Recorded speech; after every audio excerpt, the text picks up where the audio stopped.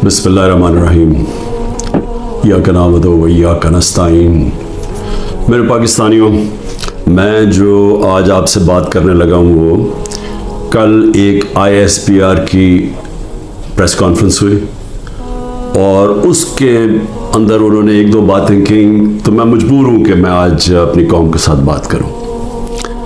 जो उन्होंने बात की कि ये पाकिस्तान के ख़िलाफ़ बगावत और इशारा सारा तहरीक इंसाफ के ऊपर कि हमने बगावत की है, और ये कि ये पहले से प्लान बन रहा था इसका कि हम ये पहले से ही तैयारी कर रहे थे बगावत करने के लिए, और ये अपनी फ़ौज के ख़िलाफ़ ये सारा ये हमने किया।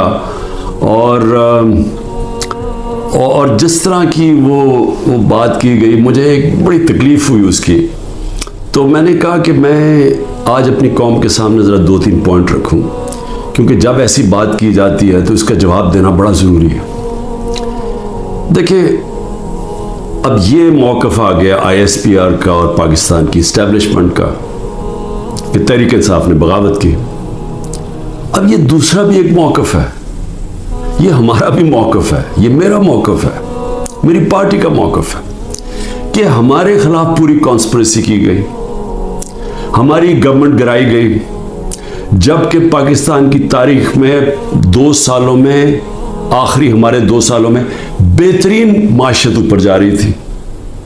आप अगर इकोनॉमिक इंडिकेटर्स देख लें और पाकिस्तान इकोनॉमिक सर्वे पढ़ लें, तो वो इनकी हुकूमत का भी पढ़ लें जो इनके दौर में शाया हुआ है, तो आपको ये पता चलेगा कि 17 साल के बाद बेहतरीन इकोनॉमिक परफॉर्मेंस थी। और 17 साल पहले इसलिए थी कि अमेरिकी डॉलर्स आ रहे थे, हम अमेरिका की वॉर ऑन टेरर लड़ रहे थे। ये अमेरिकी डॉलर्स आने के बगैर बावजूद ये इकोनॉमी बढ़ रही थी, इंडस्ट्री बढ़ रही थी, रिकॉर्ड ग्रोथ हो रही थी। और इसके बावजूद कि 2 साल कोरोना में सारी दुनिया में एक बहुत बड़ा जवाल आया हुआ था, उसके बावजूद अल्लाह का करम कि हमने अपनी मायशत को भी बचाया, हमने अपने लोगों को भी बचाया। दुनिया ने एक्नॉलेज किया कि पाकिस्तान ने जो कदम उठाए कोविड-19 में, वो दुनिया में मिसाल थे। एक अमेरिकी इकोनॉमिस्ट जो काम करता था डोनाल्ड ट्रंप में, उसने कहा कि अगर अमेरिका पाकिस्तान की मिसाल ले लेता तो कितने 10 खरब डॉलर बचा सकता था। तो उस गवर्नमेंट को गिराया गया एक साजिश के तहत। तो ये हम कह रहे हैं कि मुल्क से गद्दारी हुई। उसके बाद 25 मई को हमारे साथ जो हुआ, किसी पॉलिटिकल पार्टी से ऐसा नहीं हुआ कि वो लॉन्ग मार्च कर रही है और 2-2 दिन पहले घरों में घुस के उठाए जा रहे हैं लोग। कितने हज़ार घरों में पुलिस घुसी रात के सुबह के 3 बजे। ये पहली दफ़ा किसी पार्टी से ऐसे हुआ। 3 लॉन्ग मार्चेस मेरे खिलाफ हुई, बताइए एक भी FIR कटी? एक दफ़ा हमने किसी को रोका? किसी को ऊपर टेयर गैसिंग हुई? और हमारे ऊपर पूरा एक अटैक आया, हमारे बुनियादी हकूक, फंडामेंटल राइट्स की वायलेशंस हुई और हमारे ऊपर ही पर्चे काट गए। मैंने तब 25-26 की सुबह को अपने धरना कॉल ऑफ किया, क्योंकि मुझे पता था इंतशार की तरफ जा रहा है। जो पार्टी इलेक्शन चाहती है वो इंतशार तो नहीं चाहती। तो उसके बाद हमारे ऊपर ये नहीं हुआ कि सस्तियाँ कम हुई। जब हम 30 बाई इलेक्शन जीत गए 37 में से, बावजूद इसके कि पूरी इस्टेब्लिशमेंट की सपोर्ट थी ये 12 जमातों की, मेरे ऊपर कातलाना हमला हुआ, मुझे कत्ल करने की कोशिश की गई। मैं अपनी FIR नहीं कटवा सका। ये भी साजिश थी, क्योंकि वो ताकतवर लोग बैठे हुए थे, मैं कुछ नहीं कर सका।